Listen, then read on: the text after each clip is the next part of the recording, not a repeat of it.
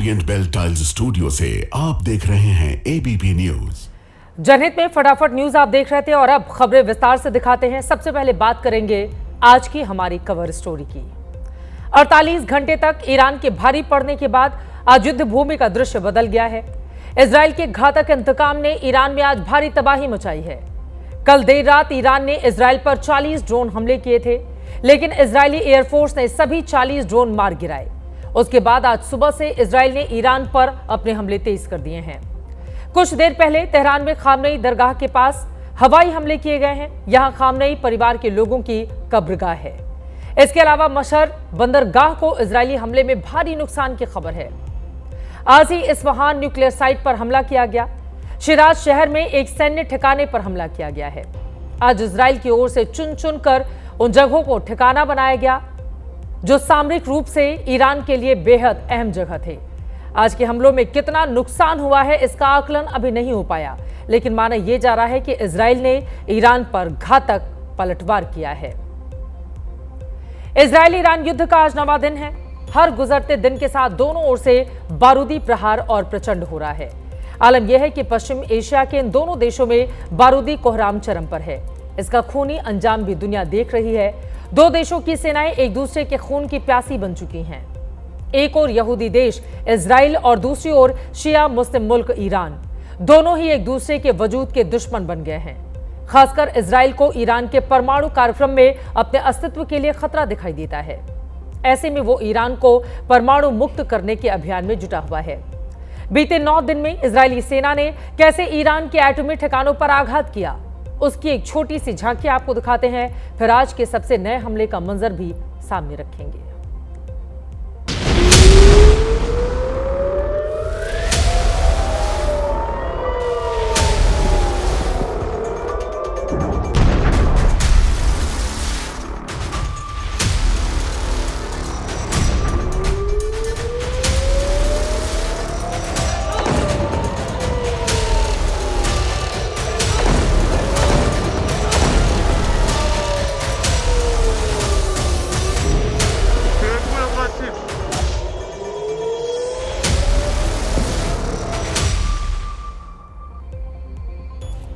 Israel चुन चुन कर ईरान के उन ठिकानों को बर्बाद करने में जुटा है जहां उसे परमाणु बम के साजो सामान होने का अंदेशा है।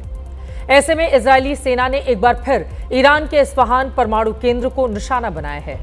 ईरान के इस्फहान प्रांत में एटमी ठिकाने समेत कई और इलाकों में भी जोरदार धमाके की आवाज सुनी गई। इजराइल का लक्ष्य ईरान को चौतरफा नुकसान पहुंचाना है। ऐसे में इस मुल्क के परमाणु प्रयोगशालाओं को हिट करने के साथ उन सैन्य ठिकानों पर भी बमबारी कर रहा है जहां ईरान के हथियार गोदाम हैं, जहां से ईरानी सेना इजराइल पर मिसाइल हमले कर रही है, जहां ईरान के डिफेंस सिस्टम तैनात हैं। इजराइल अपने ऑपरेशन के दौरान ईरान के दिल और दिमाग दोनों पर एक साथ हमले कर रहा है। दिल यानी इजराइल के परमाणु ठिकाने और दिमाग यानी परमाणु वैज्ञानिक। इजरायली सेना ने वहीं अब तक ईरान के टॉप 10 वैज्ञानिकों की हत्या कर दी है। और इतना ही नहीं, ईरान के बड़े सैन्य कमांडर भी इजराइल के टारगेट पर हैं। एक ही दिन में इजराइल डिफेंस फोर्स ने ईरान के 2 बड़े कमांडर को मार गिराने का दावा किया है। ईरान के कोम शहर के एक अपार्टमेंट पर इजरायली एयर स्ट्राइक में कमांडर सईद इजादी की मौत हो गई, तो पश्चिमी तेहरान पर बमबारी में बहनाम शहरियार नाम का कमांडर मारा गया। इन दोनों कमांडरों का अंत ईरान के लिए कितना बड़ा झटका है और इजराइल के लिए कितनी बड़ी कामयाबी, उसके बारे में आपको देते हैं जानकारी।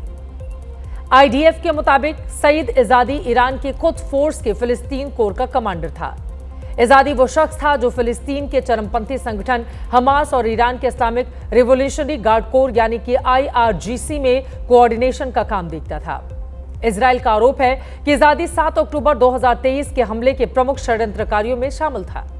आपको याद दिला दें कि हमास के उस हमले में इजराइल में 1200 लोग मारे गए थे। उसी के बाद इजराइल ने हमास के खात्मे के लिए गाजा जंग का आगाज किया, जो आज भी जारी है। इजरायली हमले में मारा गया दूसरा कमांडर बहनाम शहरयारी भी IRGC के विदेशी हथियार शाखा से जुड़ा हुआ था, जो मध्य पूर्व में ईरान के प्रॉक्सी संगठन फिलिस्तीन में हमास, लेबनान में हिजबुल्लाह और यमन में हूती तक हथियारों की सप्लाई करता था। इजरायली सेना के मुताबिक शहरयारी के जरिए ही ईरान हमास, हिजबुल्लाह और हूती तक रॉकेट और मिसाइल जैसे हथियार पहुंचाता था। इजराइल ये दावा करता है कि ईरान के सारे परमाणु ठिकाने उसकी जद में हैं, लेकिन सच ये है कि फोर्डो न्यूक्लियर प्लांट की किलेबंदी ऐसी है कि अकेले इजराइल उसे रत्ती भर नुकसान नहीं पहुंचा सकता। फोर्डो परमाणु केंद्र पहाड़ी इलाके में जमीन से करीब 80 मीटर नीचे है। यहां पर बड़ी संख्या में परमाणु बम बनाने लायक यूरेनियम रखे होने की आशंका है, लेकिन इसकी किलेबंदी ऐसी कि इस ठिकाने को तबाह करना इजराइल के लिए नामुमकिन जैसा है। इसे तबाह करने वाला इकलौता हथियार सिर्फ अमेरिका के पास है, और वो है B-2 बॉम्बर से बंकर बस्टर बम GBU-57 का इस्तेमाल, जो कंक्रीट, पहाड़, मिट्टी के नीचे 61 मीटर सुराख कर धमाके करता है। हालांकि फोर्डो में 80 मीटर नीचे परमाणु ठिकाना है। ऐसे में इसे तबाह करने के लिए अमेरिका को एक साथ कई बंकर बस्टर दागने होंगे, लेकिन यह भविष्य की बात है, क्योंकि ये संभव तब होगा जब अमेरिका सीधे तौर पर ईरान के खिलाफ जंग में उतरेगा। लेकिन इस पर अभी ट्रंप अंतिम फैसला लेने से हिचक रहे हैं। ऐसे में अब खबर यह भी है कि इजराइल अकेले ही ईरान के फोर्डो परमाणु ठिकाने पर धावा बोलने की तैयारी में है। यह काम इजरायली एयरफोर्स की यूनिट 5101 शालदाग यूनिट के कमांडोज कर सकते हैं, जिन्होंने पिछले साल सितंबर में ऑपरेशन मैनीवेज के दौरान सीरिया के मस्याफ में ईरान के मिसाइल गोदाम को ध्वस्त किया। शालदाग यूनिट के करीब 200 कमांडो ने हेलीकॉप्टर से उतरकर 600 किलो विस्फोटकों से सब कुछ उड़ा दिया था। साथ ही ढेर सारे खुफिया दस्तावेज भी ले आए थे, वो भी बिना एक भी सैनिक खोए। यह ऑपरेशन फोर्डो के लिए एक रोड मैप हो सकता है। हालांकि फोर्डो को निशाना बनाना कोई मजाक नहीं है, क्योंकि ईरान के हालात सीरिया जैसे नहीं है। ईरान का फोर्डो इजराइल से करीब 2000 किलोमीटर दूर है। इतनी दूर तक हेलीकॉप्टर या C-130 विमान भेजने के लिए हवा में ईंधन भरना पड़ेगा, जो अपने आप में एक बड़ा रिस्क है। फोर्डो के आसपास भारी जमीनी और हवाई सुरक्षा है, जो किसी भी कमांडो को आसानी से घुसने नहीं देगी। फोर्डो की सिक्योरिटी इतनी टाइट है कि जमीनी ऑपरेशन में इजराइल के कमांडो को भारी नुकसान उठाना पड़ सकता है। फोर्डो के सेंट्रीफ्यूज को उड़ाने के लिए ढेर सारा बारूद चाहिए, और इस दौरान इजरायली सैनिकों की जान को बड़ा खतरा हो सकता है। अगर ऑपरेशन फेल हुआ तो यह इजराइल और ईरान के बीच और खतरनाक जंग छेड़ सकता है। ईरान के बाकी सहयोगी भी इस युद्ध में कूद पड़ेंगे। लेकिन सवाल यह है कि जिस तरह से इजरायली कमांडो ने 1976 में युगांडा के एंटेबे में अपने 102 बंदूकों को छुड़ाया था, तब जिस जाबाजी का परिचय इजराइल के सायरेट मटकाल कमांडो ने दिया था, क्या उसी तरह से अब की बार शालदाग कमांडो भी फोर्डो को तबाह कर पाएंगे? ये कमांडो यूनिट क्या है जिसके ईरान में दाखिल होते कहर मचाने के कयास लगाए जा रहे हैं, उसके बारे में देते हैं जानकारी। यूनिट 5101 शालदाग इजरायली वायुसेना की टियर 1 कमांडो यूनिट है। इसे आईडीएफ के सबसे बेहतरीन कमांडो यूनिट में से एक माना जाता है। शालदाग के ज्यादातर ऑपरेशन बेहद गोपनीय होते हैं और लोगों को उनके बारे में पता नहीं है। इस कमांडो यूनिट का गठन योम किप्पुर युद्ध से मिले सबक के नतीजे के रूप में 1974 में हुआ था। इस इकाई का नेतृत्व लेफ्टिनेंट कर्नल रैंक का अधिकारी करता है। यह कमांडो यूनिट गुप्त ऑपरेशन, खोज और बचाव, युद्ध, लंबी दूरी की पैठ, सैन्य खुफिया ऑपरेशन, विशेष ऑपरेशन और दुश्मन के इलाके के भीतर विशेष अभियानों में माहिर है। ईरान में इजराइल के कहर से कोहराम मचा है। ऐसे में लोग पड़ोसी मुल्क तुर्की की तरफ भाग रहे हैं। आलम यह है कि तुर्की के सरहदी इलाकों में ईरान से आए लोगों की भारी भीड़ जमा हो गई है। ईरान से सटा ये तुर्की का दोगु बेयाजिद शहर है, जहां हर रोज बहुत बड़ी तादाद में ईरानी शरणार्थी पहुंच रहे हैं। ईरान में इन दिनों हर रोज इजरायली बमबारी कर रहा है। इस बमबारी में सैकड़ों लोगों की जान जा चुकी है, हजारों घायल हैं। ऐसे में अब लोग जान माल की हिफाजत में अपनों के साथ तुर्की में पनाह ले रहे हैं। एक तरफ मजहब के नाम पर तुर्की की सरकार और आवाम ईरान के लोगों की हिमायत में खड़ी है, दूसरी ओर ईरानी शरणार्थियों के बोझ से तुर्की के सरहदी इलाके के लोगों की परेशानी बढ़ गई है। तुर्की के स्थानीय लोगों को बड़े पैमाने पर ईरान के लोगों की मौजूदगी से रोजी रोटी की चिंता सताने लगी है।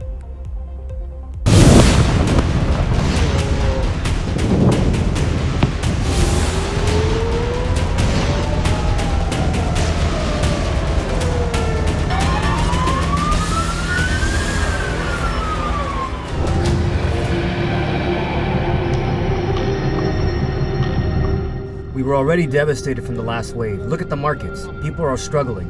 If many come again, how will we manage? Where will they eat? Where will they stay? It's going to be very difficult. We're not ready. We can't even find work ourselves. If more people come, what happens next? Honestly, even we might have to leave. That's how serious this is. Israel के हमले के जवाब में ईरानी सेना भी जबरदस्त पलटवार कर रही है। तेल अवीव से हाइफा तक विध्वंस का कैसा मंजर पसरा है, अब वो दिखाते हैं।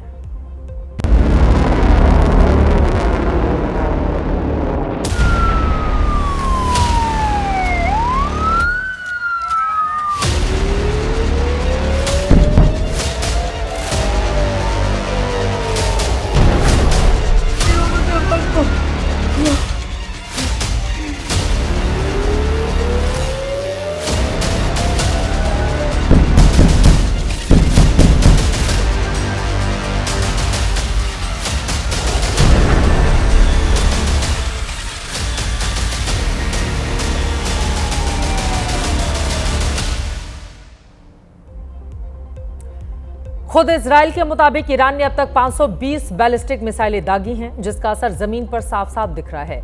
लेकिन आईडीएफ का दावा है कि ईरान की सिर्फ 5% मिसाइलें ही टारगेट को हिट करने में सफल रही हैं। बाकी मिसाइलों को उसके एयर डिफेंस सिस्टम ने हवा में ही बेकार कर दिया।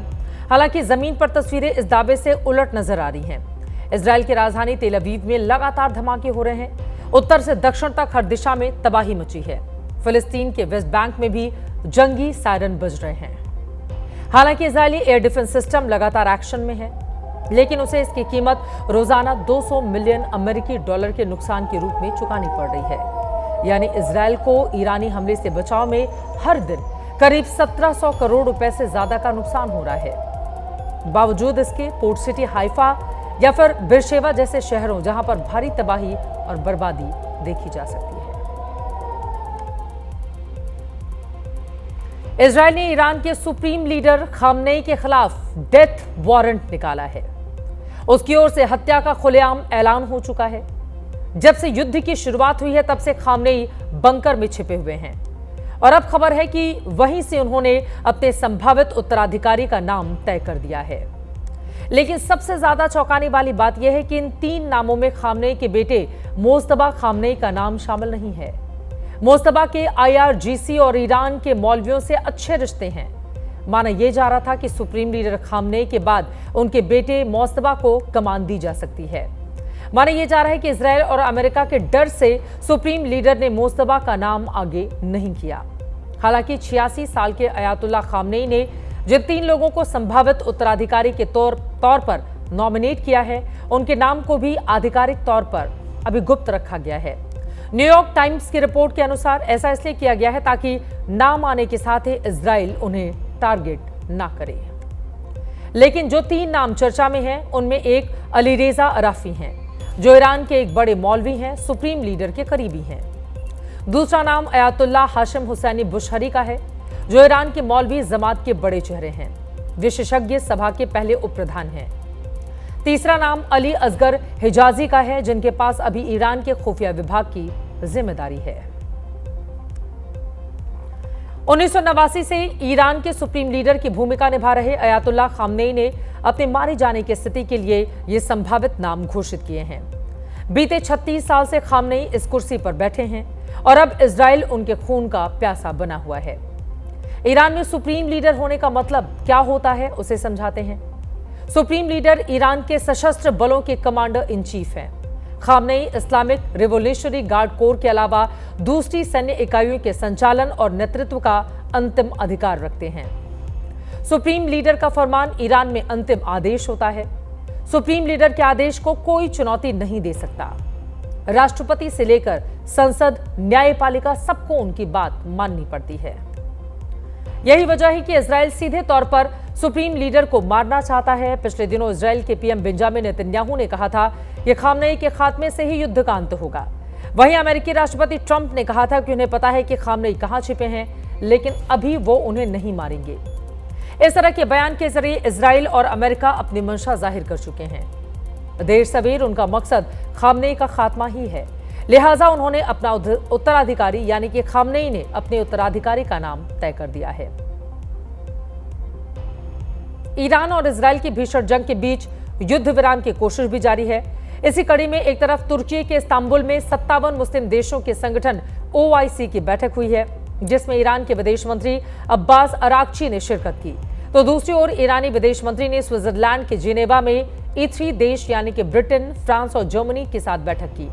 करीब 3.5 घंटे चली इस मीटिंग में अराक्ची ने ईरान के परमाणु कार्यक्रम को पूरी तरह से शांतिपूर्ण बताया और एटम बम बनाने के आरोपों से साफ इनकार किया, जबकि इजराइल ने एक बार फिर ईरान पर चोरी छिपे परमाणु बम बनाने का आरोप लगाया और ईरान के एटमी कार्यक्रम के खात्मे को इजराइल के वजूद के लिए जरूरी बताया है। हमले दोनों तरफ से हो रहे हैं, नुकसान दोनों मुल्कों का हो रहा है, कोई पीछे हटने को तैयार नहीं। अफसोस है कि दोनों ही एक दूसरे को युद्ध अपराध का मुजरिम करार देते हैं, लेकिन युद्ध विराम के लिए कोई भी मुल्क तैयार नजर नहीं आता। Iran's nuclear program is peaceful and has always been under the IAEA's safeguards and monitoring. Hence, armed attacks against safeguarded nuclear facilities by a regime which is not a party to any WMD treaties is a serious crime and violation of international law.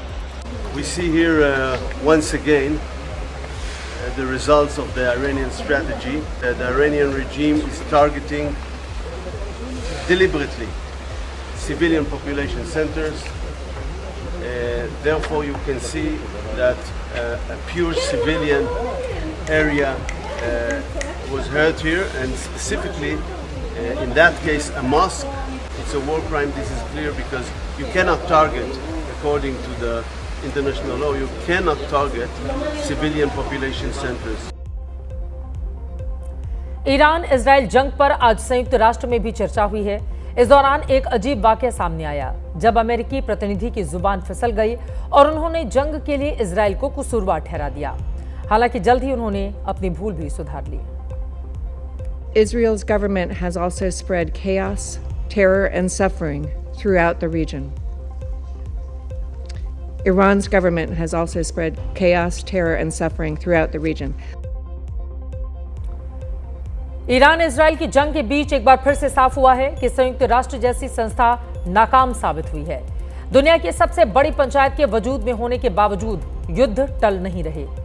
United Nations एक ऐसा मंच बनकर रह गया है जहां एक दूसरे पर आरोप प्रत्यारोप के अलावा कोई ठोस निर्णय नहीं हो पाता। मिसाल के तौर पर सबसे नई बहस का नमूना देखिए, जहां ईरान और इजराइल दोनों ने खुद को बेगुनाह और एक दूसरे को गुनहगार बताया।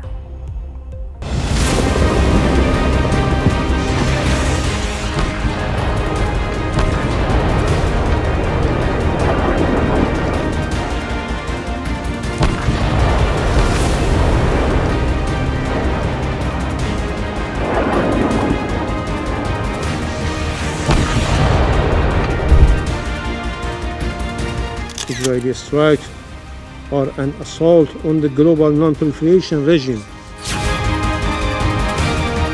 Iran has long advocated for a nuclear weapon-free zone in the Middle East. Israel is the only possessor of undeclared nuclear weapon in the region. Mr. Iravani, you are not a victim. You are not even a diplomat. You are a wolf pretending to be a diplomat. Iran has already enriched uranium to near weapons grade levels. It cannot be denied. We saw the reports. आप जरा सोचिए, संयुक्त राष्ट्र जैसी संस्था में भी एक दूसरे को नीचा दिखाना है, गुनहगार साबित करना है और नतीजे के रूप में कुछ भी निकलकर सामने नहीं आता है। उधर ईरान इजराइल युद्ध में अमेरिकी राष्ट्रपति की भूमिका भी सवालों के घेरे में है।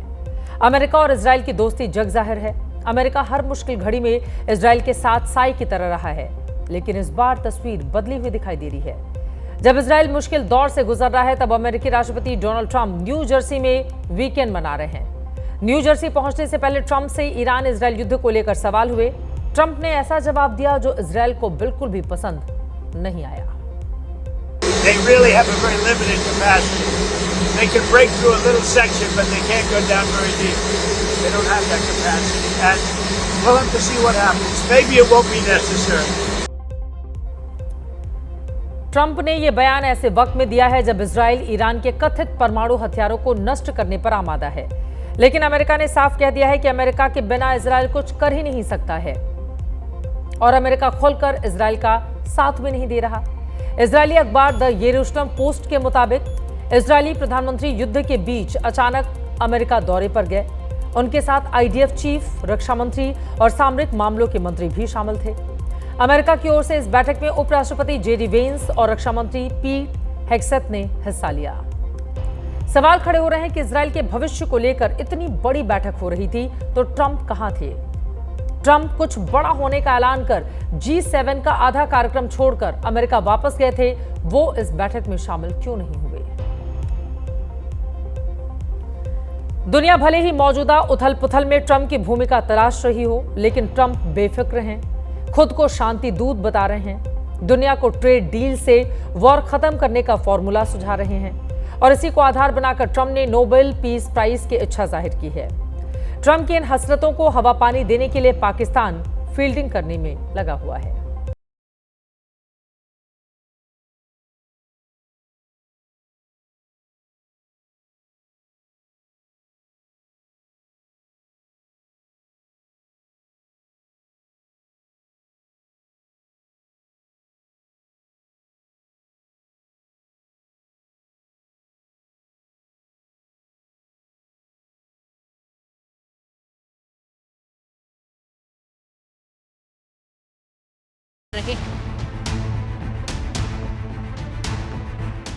सोशल मीडिया पर नोबेल पीस प्राइज मीम की बाढ़ लाने के जिम्मेदार खुद अमेरिकी राष्ट्रपति हैं।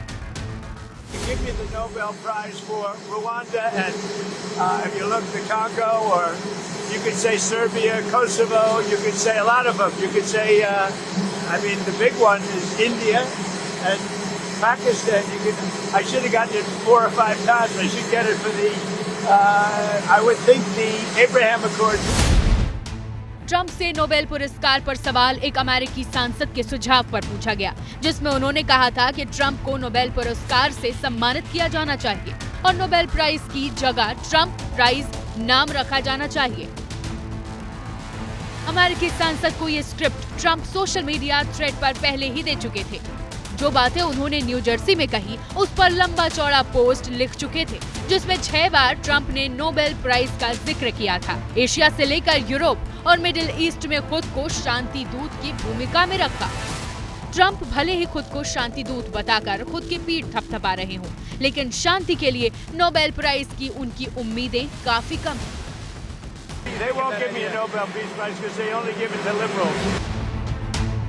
ट्रंप की इस नाउम्मीदी को पाकिस्तान हवा दे रहा है। शहबाज सरकार ने नोबेल शांति पुरस्कार के लिए नोबेल कमेटी को ट्रंप के नाम का प्रस्ताव भेजा है। भारत पाकिस्तान के बीच सीज फायर का क्रेडिट ट्रंप को दिया है। डोनाल्ड ट्रंप ने 15वीं बार खुद के सिर भारत पाकिस्तान सीज फायर का ताज रखा था। मई में ट्रंप ने 9 बार बयान देकर यही बात की थी और अब जून में 4थी बार वो सीज फायर कराने का बयान दे चुके हैं। इसके अलावा सोशल मीडिया पर पोस्ट कर खुद की पीठ थपथपा चुके हैं। नोबेल प्राइज के लिए ट्रंप का नाम भले ही पाकिस्तान सरकार के लेटर हेड से गया हो, लेकिन इसकी स्क्रिप्ट सेना ने लिखी है, क्योंकि सीज फायर को लेकर पाकिस्तान के उप प्रधानमंत्री ट्रंप के दावों को खारिज कर चुके हैं। खान एयरबेस पे, शोरकोट एयरबेस पे, 2 एयरपोर्ट्स पे उन्होंने फिर अटैक किए उसी रात को, 6 और 7 की दरमियानी रात को।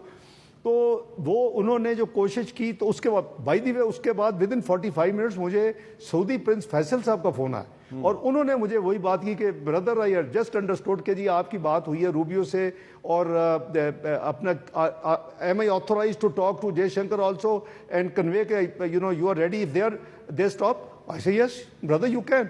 और उन्होंने मुझे वापस फोन भी किया, प्रिंस फैसल ने को 20-25 में फोन किया कि मैंने जयशंकर साहब को ये कह दिया। तो बात यह कि अगर ये उन्होंने अपना किरदार अदा किया है और वो क्रेडिट लेते हैं, 13 दफा ले लें, 130 दफा ले लें। अब Pakistan army chief Donald Trump के नमक का कर्ज चुका रहे हैं। हाल ही में ट्रंप ने मुनीर को व्हाइट हाउस में लंच पर बुलाया था। ये अलग बात है कि इस लंच की तस्वीरें सार्वजनिक नहीं की गई। फिलहाल ट्रंप को नोबेल शांति पुरस्कार के साथ तस्वीर चाहिए। वो अमेरिका के ऐसे 5वें राष्ट्रपति बनना चाहते हैं जिन्हें ये तमगा हासिल हो। साल 1901 में पूर्व अमेरिकी राष्ट्रपति थियोडोर रूजवेल्ट को ये पुरस्कार मिला। उन्होंने रूस जापान युद्ध खत्म करवाया था। साल 1921 में पूर्व अमेरिकी राष्ट्रपति वुडरो विल्सन को शांति का नोबेल प्राइज मिला। उन्होंने संयुक्त संघ की स्थापना के लिए काम किया। साल 2002 में विश्व शांति के लिए पूर्व अमेरिकी राष्ट्रपति जिमी कार्टर को नोबेल प्राइज मिला था और साल 2009 में राष्ट्रपति रहते बराक ओबामा को अंतर्राष्ट्रीय कूटनीति के लिए नोबेल पुरस्कार मिला था। तो क्या अमेरिकी राष्ट्रपतियों की इसी खास फहरिस्त में शामिल होने के लिए ट्रंप इतने बेताब हैं? अपने को शांति दूत स्थापित करने के लिए दूसरे देशों के सामरिक हितों से खिलवाड़ कर रहे हैं? कहीं इजराइल ईरान युद्ध में कूदना और फिर पीछे हटना भी नोबेल पाने के प्लान का हिस्सा तो नहीं है?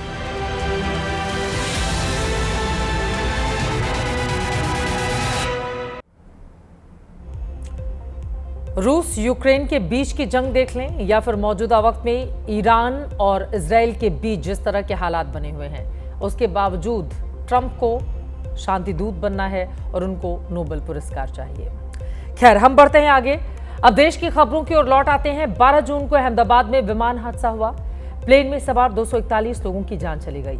हादसे को 10 दिन होने को हैं, लेकिन अब तक उस ब्लैक बॉक्स को नहीं खोला गया जिसमें हादसे के कारण जो बंद है, हादसे के कारण बंद हैं। वो खुलेगा तो पता चलेगा कि हादसे की वजह क्या रही। 12 जून को दोपहर 1:38 पर उड़ा विमान महज 40 सेकंड की उड़ान के बाद हादसे का शिकार हो गया। अगले दिन यानी 13 जून को विमान का ब्लैक बॉक्स मेडिकल कॉलेज के छत से बरामद किया गया था। ब्लैक बॉक्स को मिले 8 दिन हुए हैं, लेकिन अभी ये भी तय नहीं है कि ये ब्लैक बॉक्स कल खोला जाएगा। एबीपी न्यूज ने जो पड़ताल की है उसके मुताबिक 8 दिन बाद भी जांच में कोई प्रगति नहीं देखी जा रही है। ब्लैक बॉक्स की जांच का जिम्मा AAIB यानी कि एयरक्राफ्ट एक्सीडेंट इन्वेस्टिगेशन ब्यूरो के पास है। ब्लैक बॉक्स हफ्ते भर से इस जांच एजेंसी के पास पड़ा हुआ है। इस ब्लैक बॉक्स के वो अहम चिप बाहर निकाला जाना बाकी है जिसमें हादसे के अंतिम वक्त की पूरी बातचीत दर्ज है। लेकिन चौंकाने वाली बात यह है कि अभी ये फैसला नहीं हुआ है कि ये चिप देश के अंदर खुलेगा या इसे खोलने के लिए विदेश भेजा जाएगा। किसी भी कीमत पर किसी भी विमान हादसे की जांच में सबसे अहम भूमिका ब्लैक बॉक्स की ही होती है। विमान का ब्लैक बॉक्स ऐसे डिजाइन किया जाता है कि खतरनाक क्रैश होने के बावजूद इसे कोई नुकसान ना हो और ये पूरी तरह से सुरक्षित रहे। ब्लैक बॉक्स से ये समझने में मदद मिलती है कि हादसा क्यों हुआ। ये पायलट की गलती थी, तकनीकी खराबी थी या फिर वजह कोई और थी। ब्लैक बॉक्स में 2 डिवाइस या 2 हिस्से होते हैं, एक कॉकपिट वॉइस रिकॉर्डर यानी CVR और दूसरा फ्लाइट डेटा रिकॉर्डर यानी FDR। CVR में पायलट और क्रू मेंबर्स की आपसी बातचीत, यात्रियों की बातचीत और पायलट की एयर ट्रैफिक कंट्रोल से होने वाली बातचीत रिकॉर्ड होती है। CVR हर रिकॉर्डिंग के साथ समय और तारीख भी रिकॉर्ड करता है ताकि जांचकर्ता ये समझ सके कि घटना कब और किस तरह हुई, जबकि FDR प्लेन की ऊंचाई, गति और दिशा पर नजर रखता है। भले ही प्लेन क्रैश के पीछे के असली कारण खोजने में ब्लैक बॉक्स काफी हद तक भरोसेमंद है, लेकिन इसकी भी अपनी कुछ सीमाएं हैं। फिलहाल अभी एयर इंडिया वाली फ्लाइट से ब्लैक बॉक्स को खोला नहीं गया है, जिसकी वजह से हादसे की गुत्थी अभी भी उलझी हुई है। अहमदाबाद प्लेन हादसे को लेकर DGCA यानी कि नागरिक विमानन महानिदेशालय ने एयर इंडिया के खिलाफ बड़ी कार्रवाई की है। उड़ान में लापरवाही को लेकर एयर इंडिया पर शिकंजा कसा गया है। सुरक्षा में लापरवाही की वजह से एयर इंडिया के 3 बड़े अधिकारियों को उनकी जिम्मेदारियों से हटा दिया गया है। साथ ही एयरलाइन के खिलाफ कड़ी कार्रवाई की चेतावनी भी दी गई है। DGCA ने टाटा ग्रुप को आंतरिक अनुशासनात्मक कार्रवाई भी तुरंत शुरू करने के लिए कहा है। एयर इंडिया के जिन अधिकारियों के खिलाफ DGCA ने कार्रवाई की है उनमें डिविजनल वाइस प्रेसिडेंट चूड़ा सिंह, क्रू शेड्यूलिंग करने वाली चीफ मैनेजर पिंकी मित्तल और क्रू शेड्यूलिंग की प्लानिंग से जुड़ी पायल अरोड़ा के नाम शामिल हैं। इनके खिलाफ आदेश कल ही जारी किया गया था। आज जानकारी सामने आई है। एयर इंडिया ने DGCA के फैसले को तत्काल प्रभाव से लागू किया है। तीनों अफसरों के खिलाफ यह कार्रवाई एविएशन सेफ्टी प्रोटोकॉल के उल्लंघन की वजह से की गई है। चिट्ठी के मुताबिक इन अधिकारियों पर नियमों के खिलाफ जाकर क्रू पेयरिंग करने, शेड्यूलिंग प्रोटोकॉल का पालन नहीं करने का आरोप लगा है। इन दिनों रोज कहीं न कहीं एयर इंडिया के विमान में खराबी की खबरें सामने आ रही हैं, जिसके बाद से एयर इंडिया पर DGCA की नजर है। 16 जून को लंदन जाने वाली बेंगलुरु की एक फ्लाइट को लेकर भी लापरवाही की शिकायत मिली, जिसको लेकर कारण बताओ नोटिस एयर इंडिया मैनेजर को भेजा गया था। आज एयर इंडिया ने तो हद कर दी। पटना में 2 प्लेन के यात्री तो पहुंच गए, लेकिन उनका सामान नहीं पहुंचा। नतीजा हुआ कि एयरपोर्ट पर भारी हंगामा हो गया।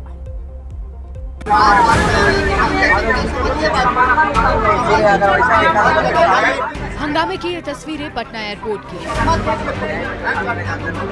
सुबह सुबह एयर इंडिया की 2 अलग अलग प्लेन में सवार होकर बेंगलुरु और चेन्नई से यात्री पटना पहुंचे।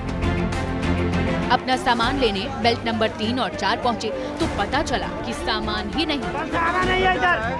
किसी का सामान आएगा, बाकी आदमी का नहीं आएगा।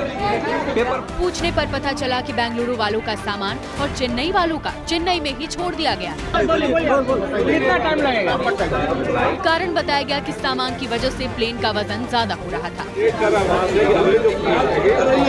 इतना सुनना था कि लोगों के सब्र का बांध टूट गया। पे जो सामान चढ़ाया वहाँ पे वो सामान क्या है वो तो आए कम से कम। ये पटना एयरपोर्ट के बात है, ये एयर इंडिया एक्सप्रेस का ये काउंटर है।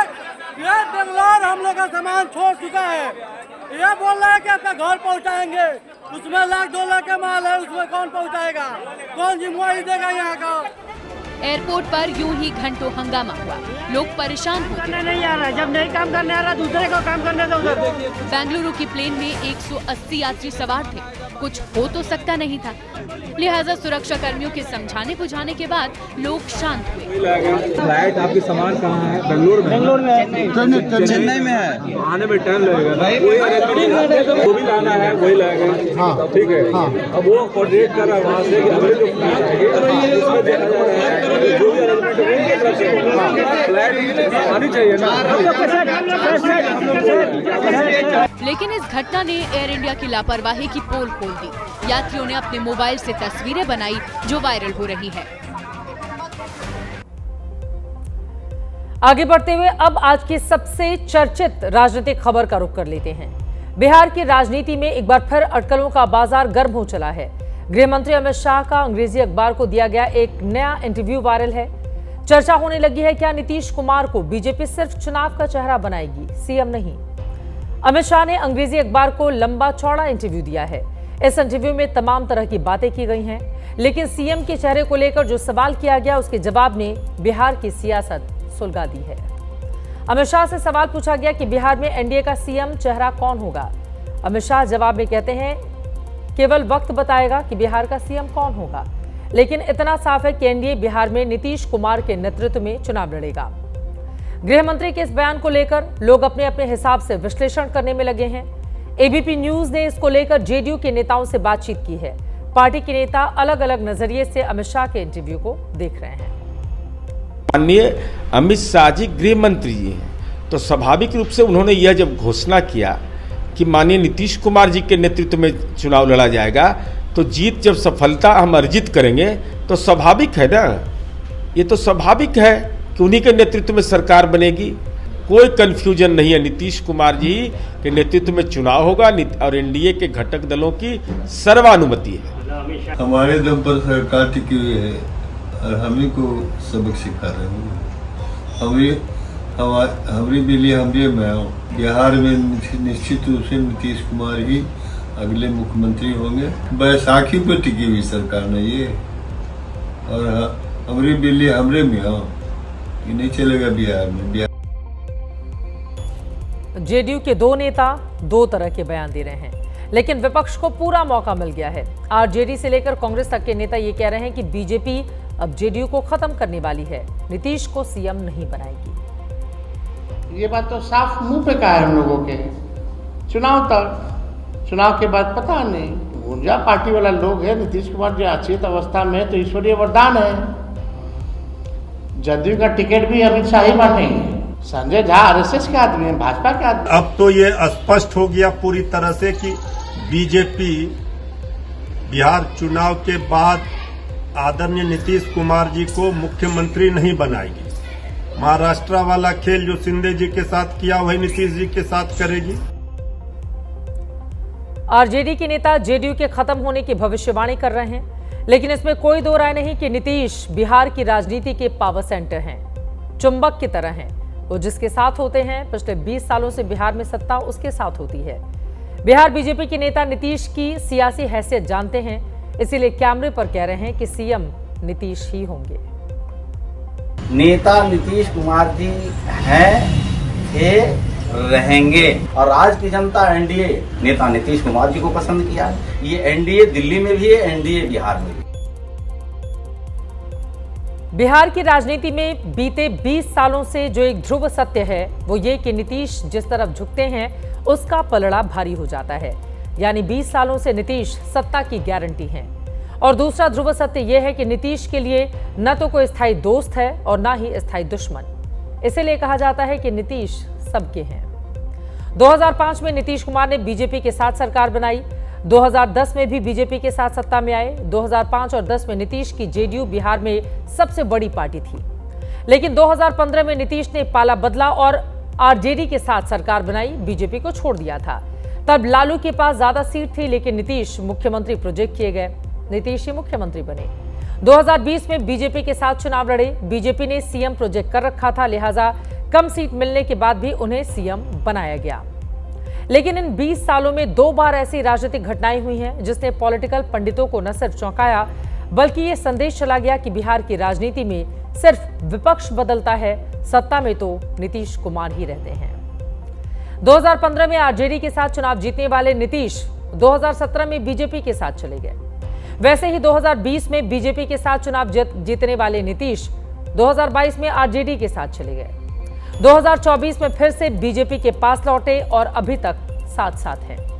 लेकिन नीतीश पर आरजेडी की तरफ से भी लगातार डोरे डाले जाते रहे हैं। साल की शुरुआत में लालू यादव से लेकर राबड़ी देवी तक ने नीतीश को साथ आने का ऑफर दिया था। असल में नीतीश के पास वो सियासी संजीवनी है जिसकी चाहत बीजेपी और आरजेडी दोनों के है। कुछ आंकड़े आपके सामने रखते हैं। 2014 में नीतीश कुमार ने अपने दम पर बिहार में लोकसभा का चुनाव लड़ा था। तब उन्हें 16% वोट मिले थे। माना जाता है ये वोट उनके साथ मजबूती से जुड़ा हुआ है। 2015 में 17%, 2019 में 22%, 2020 में 15%, 2024 में 18.5% वोट जेडीयू को हासिल हुए। इस वोट बैंक में बड़ा हिस्सा अति पिछड़ा जाति के वोटरों का है, जिसका झुकाव 20 सालों से नीतीश कुमार की ओर है। और यही वोट बैंक नीतीश को बिहार की सत्ता के केंद्र में बनाए हुए हैं। लेकिन अब जब नीतीश कुमार की तबियत को लेकर सवाल उठ रहे हैं, उन्हें बीमार बताया जा रहा है, ऐसे में इस बार का चुनाव काफी अहम रहने वाला है। बीजेपी पलटने के डर से नीतीश को नाराज भी नहीं कर सकती और उन्हें उनकी तबियत को लेकर होने वाले सियासी साइड इफेक्ट को भी समझना उसके लिए जरूरी है। सीएम के फेस और कुर्सी की रेस की चर्चा से अलग नीतीश कुमार ने आज एक चुनावी मास्टर स्ट्रोक खेला है। बुजुर्ग और विधवा पेंशन की राशि को 400 रुपए से बढ़ाकर 1100 करने का ऐलान कर दिया है। तेजस्वी यादव कह रहे हैं कि नीतीश कुमार उनकी घोषणाओं की नकल करने में लगे हुए हैं। आज ऐतिहासिक निर्णय है गरीबों के उत्थान और कल्याण के लिए, और बिहार सरकार डबल इंजन की सरकार के द्वारा जो निर्णय लिया गया है ये बड़ा ही ऐतिहासिक बिहार के प्रगति में एक अहम भूमिका निभाएगा। जनता की महागठबंधन सरकार आ रही है तो टेंशन में नीतीश जी ने पेंशन को बढ़ाया और हमारी घोषणाओं की नकल उन्होंने की कि हमने 1500 रुपए की घोषणा की है और हम लोग 1500 रुपए जरूर देंगे। वैसे बिहार में इन दिनों पोस्टर वॉर भी तेज हो गया है। आज पटना की सड़कों पर एक नया पोस्टर नजर आया जिसमें बिहार के चर्चित चारा घोटाले का जिक्र करते हुए लालू और तेजस्वी यादव पर निशाना साधा गया है। तो जवाब में एनडीए पर परिवारवाद के आरोप वाले पोस्टर भी लगा दिए गए।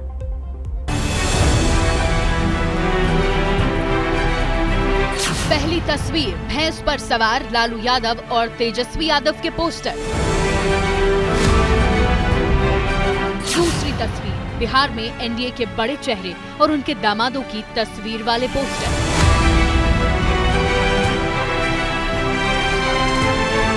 राजधानी पटना की दीवारों पर लगे इन गुमनाम पोस्टर ने इन दिनों चुनाव की ओर बढ़ रहे बिहार का सियासी तापमान बढ़ा दिया है। लेकिन सबसे पहले बात पटना की सड़कों पर लगाए गए इस पोस्टर की करते हैं।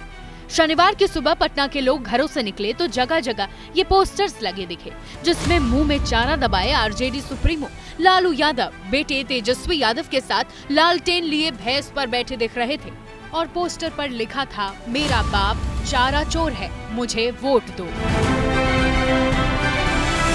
इस विवादित पोस्टर पर न तो किसी पार्टी का नाम था और न ही किसी नेता का, लेकिन बिहार के डिप्टी सीएम सम्राट चौधरी ने पोस्टर को लेकर प्रतिक्रिया देते हुए तेजस्वी यादव पर तंज कस दिया कि जो बात पोस्टर में लिखी है वही बात तेजस्वी यादव को अपने हाथों पर लिखवा लेनी चाहिए। बिहार में चारा की चोरी हुई और अब तेजस्वी यादव को तो अमिताभ बच्चन का एक फिल्म है, उसमें लिखा हुआ था हाथ पे कि मेरा बाप चोर है, वही लिखवाना पड़ेगा। अपने नेताओं लालू यादव और तेजस्वी यादव के लिए चोर शब्द का इस्तेमाल होने पर आरजेडी भड़की हुई है, लेकिन लालू परिवार पर इस पोस्टर वाले अटैक की वजह दरअसल तेजस्वी यादव का पीएम मोदी पर दिया गया आपत्तिजनक बयान है, जिसे आज तेजस्वी ने फिर से दोहराकर आग में और घी डाल दिया। हम लोगों को पॉकेट मार प्रधानमंत्री और अचेत मुख्यमंत्री नहीं चाहिए। जनता की पॉकेट मारने वाले को पॉकेट मार ही कहा जाता है, मददगार नहीं कहा जाता है। बिहार के बाद अब आपको महाराष्ट्र लेकर चलते हैं। इन दिनों महाराष्ट्र में फडणवीस सरकार के एक मंत्री भरत गोगावले की तस्वीरें सुर्खियों में हैं। तस्वीरों में शिवसेना के गोगावले एक धार्मिक अनुष्ठान करते दिख रहे हैं। इस तस्वीर के सामने आने के बाद उद्धव गुट ने महाराष्ट्र सरकार में तंत्र मंत्र और अंधविश्वास को बढ़ावा देने का आरोप लगा दिया है। सोफे पर अर्धनग्न अवस्था में बैठा एक शख्स, उसके बगल में गेरुए कपड़ों में खड़े दो शख्स और सामने काले कपड़ों में बैठा जटाधारी अघोरी। इस रहस्यमयी तस्वीर और इसमें नजर आ रही किरदारों ने इन दिनों महाराष्ट्र की शांत पड़ी राजनीति में हलचल मचा रखी है, क्योंकि इस तस्वीर में गमछा लपेटे बैठा शख्स महाराष्ट्र सरकार में मंत्री और शिंदे के शिवसेना के नेता भरत गोगावले है,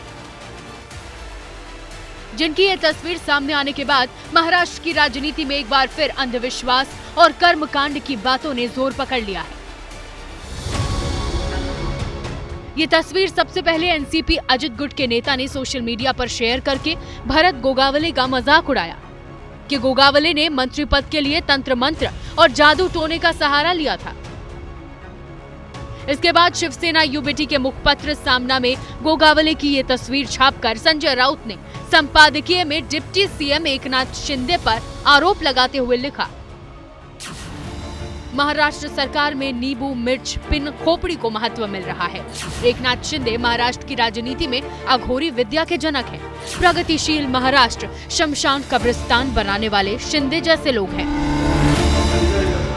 हालांकि अपनी तस्वीर को लेकर महाराष्ट्र की राजनीति में झाड़ फूक और तंत्र मंत्र की बातों पर भरत गोगावले ने खुद को हिंदुत्ववादी बताते हुए वीडियो पर सवाल उठाने वालों को कहा है कि वो भी पूजा पाठ करा लेते तो चुनाव में करारी हार न होती। ऐसा लग रहा है, लेकिन उसको करने दो, जो दूध का दूध पानी का पानी हो जाएगा। महाराष्ट्र की राजनीति में तंत्र मंत्र और अंधविश्वास का मामला नया नहीं है। 2019 में देवेंद्र फडणवीस की तरफ से देर रात को की जाने वाली पूजा हो या गुवाहाटी जाकर एकनाथ शिंदे की तरफ से की जाने वाली पूजा या फिर संजय राउत की तरफ से वर्षा बंगलों में तंत्र मंत्र का जिक्र हो, महाराष्ट्र एक ऐसा राज्य है जहां साल 2013 में अंधश्रद्धा निर्मूलन कानून बनाया गया, जिसके तहत अगर आप इस तरह की चीजों में विश्वास रखते हैं या कृत्य करने की कोशिश करते हैं तो आपको जेल तक की सजा हो सकती है।